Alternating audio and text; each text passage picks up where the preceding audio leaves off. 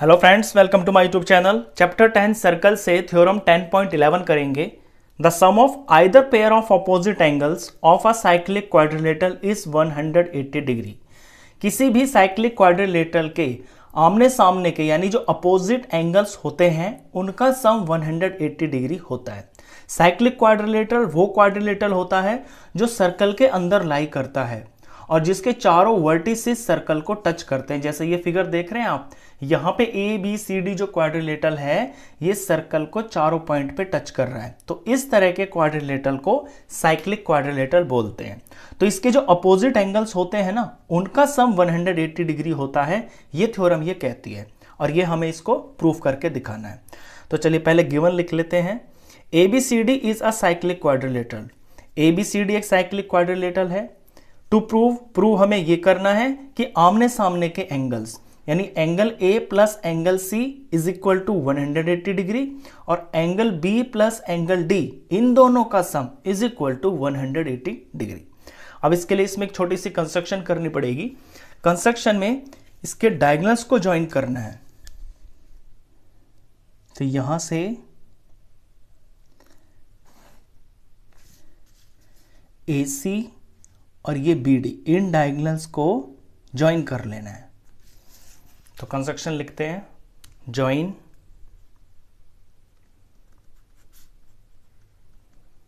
AC and BD।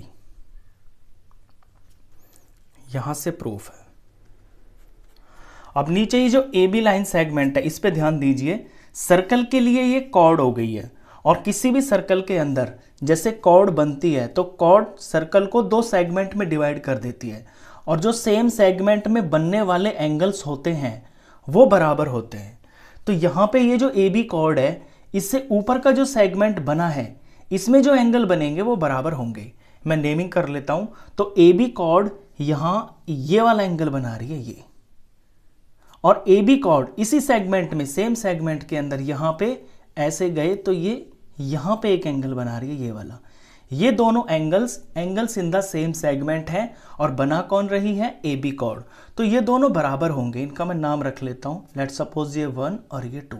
तो यहीं से हम शुरू करेंगे। Angle 1 is equal to angle 2।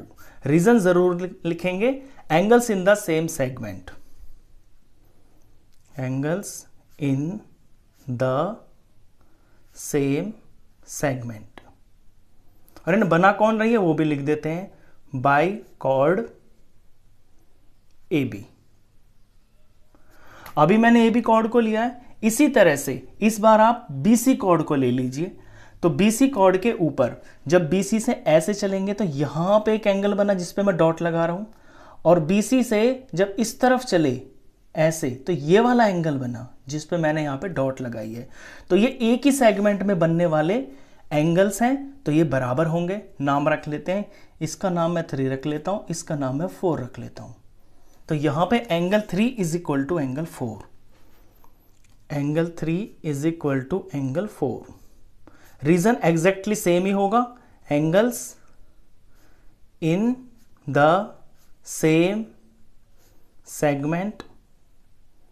और कॉमा लगा के इस बार ये लिख देंगे कि ये सेगमेंट बना कौन रहा है, BC। तो बाय कॉर्ड BC। अब ये दो रिजल्ट आए हैं मेरे पास, इनका नाम मैं नंबर 1 और नंबर 2 रख लेता हूं। ये नंबर 1 रिजल्ट और लेट्स सपोज ये नंबर 2 रिजल्ट। एडिंग 1 एंड 2 करते हैं। Adding 1 and 2। अब इन दोनों को जोड़ देते हैं।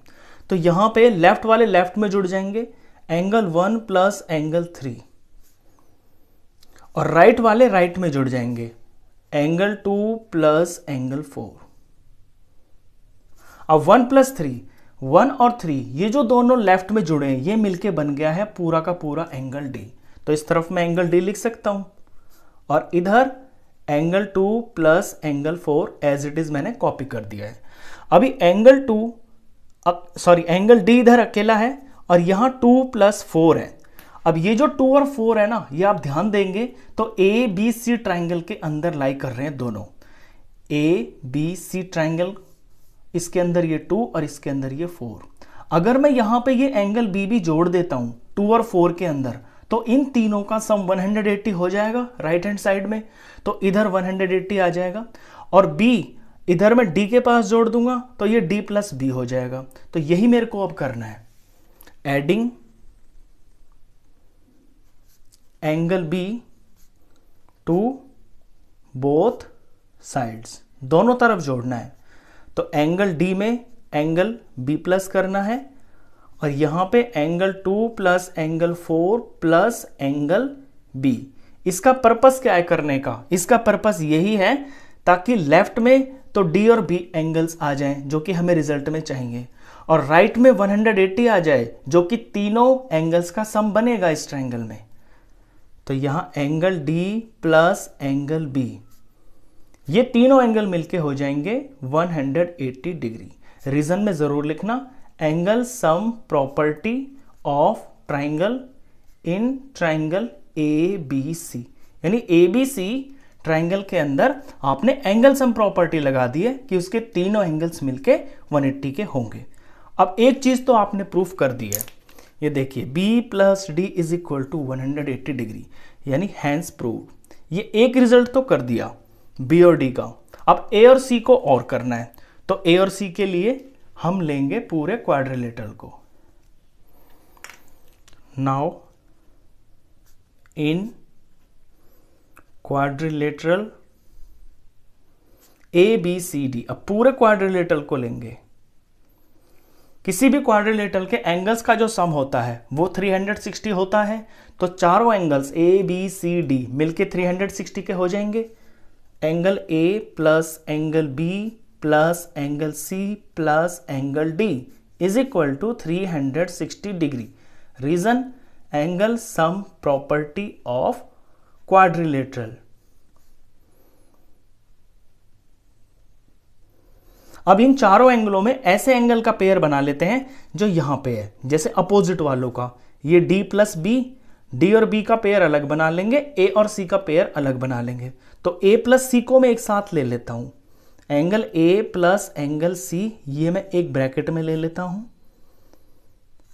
और b और d को मैं एक साथ ले लेता हूं, angle b plus angle d। फर्क तो कुछ पड़ेगा नहीं क्योंकि सारे एडिशन में है, लेकिन पेयर बनाने से मैं यहां वैल्यू भर सकता हूं। तो b प्लस डी और a प्लस सी का पेयर बना लिया, और ये चारों मिलके 360 के। अब a प्लस सी की वैल्यू मुझे पता नहीं है, लेकिन b प्लस डी ये मैंने ऊपर निकाला है। b प्लस डी की वैल्यू ऊपर मैं प्रूफ कर चुका हूं 180 डिग्री, तो वही मैं यहां पे भर दूंगा। Angle a plus angle c ये हुआ, प्लस यहां पे 180 डिग्री की वैल्यू पुट कर देंगे इज इक्वल टू 360 डिग्री। बस सिंपल सी इक्वेशन बन गई है। अब a प्लस सी की वैल्यू आ जाएगी, तो angle a plus angle c is equal to, ये यहां 360 है, ये प्लस का 180 इधर चला जाएगा 180 डिग्री। तो लास्ट में रिजल्ट क्या आएगा, लास्ट का स्टेप, तो therefore angle a plus angle c is equal to 360 में से 180 माइनस करेंगे तो 180 ही आएगा डिग्री। Hence prove. तो दोनों रिजल्ट यहां पे प्रूफ हो गए हैं कि d प्लस बी 180 हो गया है और a प्लस सी 180 डिग्री हो गया है। Theorem prove. तो इस वीडियो में बस इतना ही। नेक्स्ट क्वेश्चंस के लिए मिलते हैं फिर नेक्स्ट वीडियो में, तब तक के लिए गुड बाय।